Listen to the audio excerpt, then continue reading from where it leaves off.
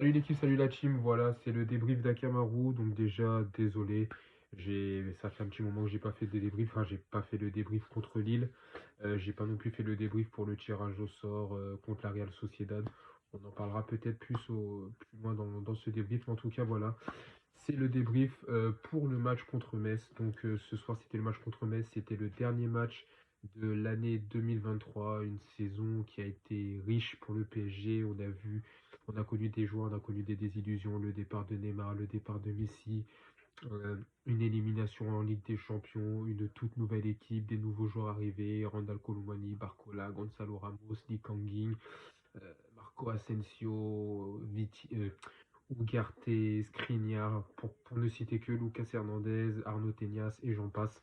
En tout cas, voilà, c'était une nouvelle équipe. Je ferai probablement une vidéo beaucoup plus longue pour faire un premier bilan de cette première partie du PSG où je parlerai vraiment de chaque joueur, chaque effectif. Mais là, on va se concentrer sur Metz.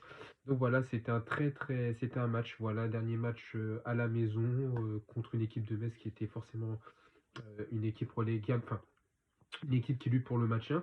Donc forcément, c'était un match où Paris était favori. Et ce soir, c'était un match, j'ai envie de dire, c'était la Saint-Mbappé.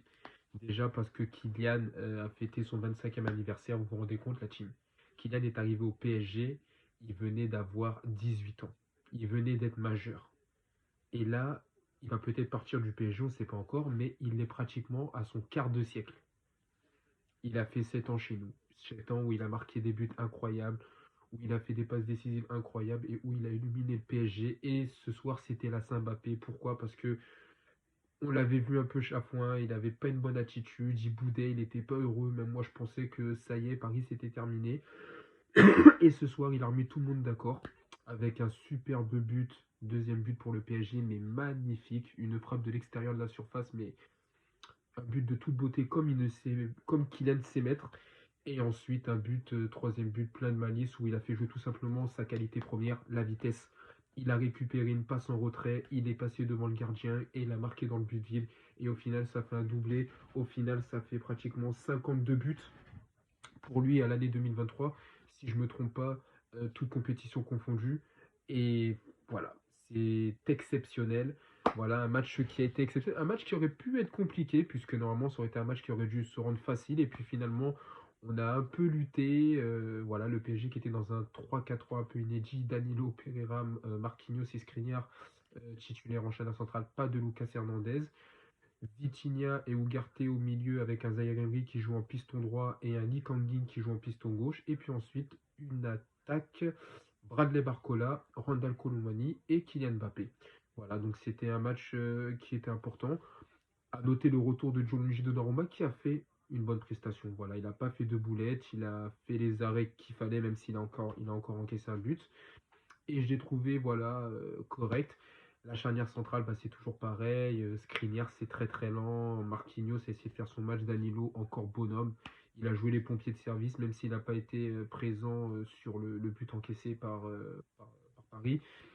Il est toujours présent, il fait toujours les tafs qu'il faut, donc ça c'est intéressant. Au milieu de terrain, Ugarte, j'ai trouvé beaucoup plus juste dans ce match-là. Vitinha qui continue à enchaîner les buts et qui a encore marqué un but. À noter son cinquième but avec le PSG. Il a marqué déjà beaucoup plus de buts que sa première saison du PSG. Mais voilà, Vitinha qui a encore fait un dépassement de fonction et qui montre que vraiment c'est vraiment un joueur qui monte en progression. Et Warren qui était titulaire sur le piston droit et qui a fait le match qu'il fallait. Un Lee Kangin que j'ai trouvé beaucoup plus présent que lors des derniers matchs. J'ai beaucoup aimé Lee Kangin. Là, offensivement, il était présent. Il a essayé de se créer des occasions. Toujours très juste avec le ballon.